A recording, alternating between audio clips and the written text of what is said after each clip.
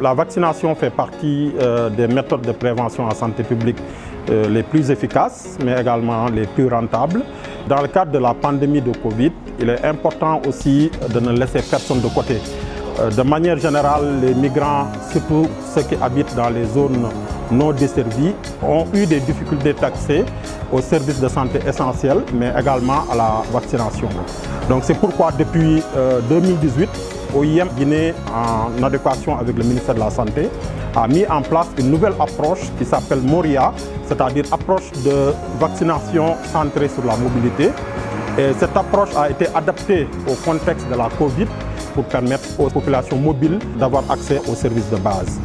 Alors là, partout en Guinée, on est en train de se faire vacciner pour éviter que vous ne soyez contaminés à la Covid-19.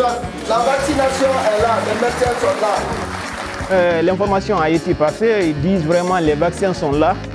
Bon, les migrants qui veulent se vacciner, ce n'est pas une obligation, bon, c'est volontaire, la vaccination. Après l'inscription, je me suis assis, j'ai attendu mon tour. Et puis, dès que je suis venu, ils m'ont vacciné sans problème. Par rapport à la vaccination des migrants, je les encourage aussi parce qu'ils savent d'où ils viennent. Mais une fois au pays, ils n'ont qu'à d'abord profiter sous leur cas de santé. Car on ne sait jamais où ils vont aller se retrouver dans leur famille. S'il y a des cas de contagion, ils sont déjà protégés contre ce Covid-19.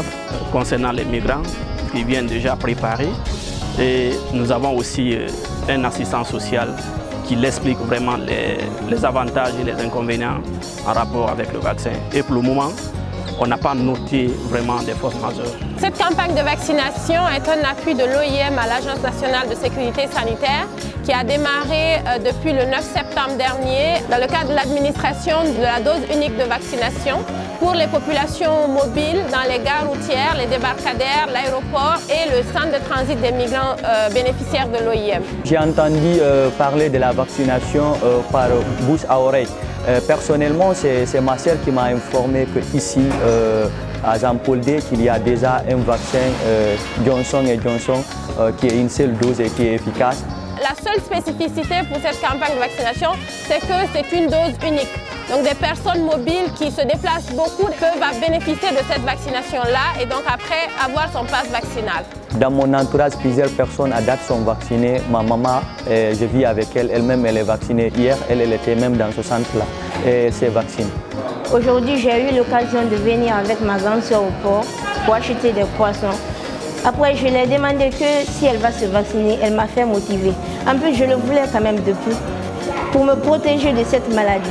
Parce que c'est mortel et ce n'est pas bon.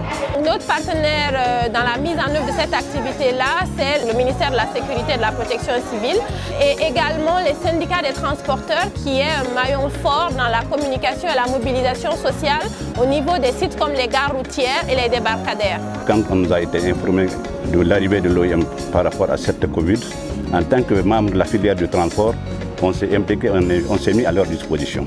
Vous savez, le secteur du transport, je peux dire que c'est le secteur le plus exposé par cette pandémie. Ça, c'est dû à la mobilité de nos adhérents. Parce que chacun, en ce qui le concerne, a besoin de se déplacer. Et nous avons même sollicité d'augmenter d'autres points parce qu'on a parlé de la campagne de vaccination. Pour qu'au-delà de 15 jours ou bien des jours indiqués, ça trouve qu'on a au moins les 95 ou les 90% des personnes vaccinées.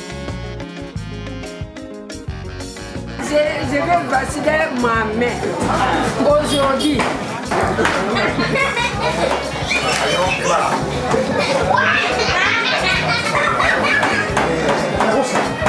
Cette maladie est très dangereuse. Donc on se vaccine. S'il y a nos amis qui viennent qui ne sont pas vaccinés, on les amène ici direct, ils se vaccinent encore. En ce moment, il y a 10 sites de vaccination avec 13 équipes de vaccination. Donc il y a des sites où nous avons eu besoin de 2 équipes de vaccination où il y a une forte affluence de personnes. Je voulais me faire vacciner d'abord parce que c'est un devoir civique pour me protéger soi-même et protéger aussi mon entourage. Nous on a fait, vous aussi vous devez faire, puisque ça c'est pour nous tous.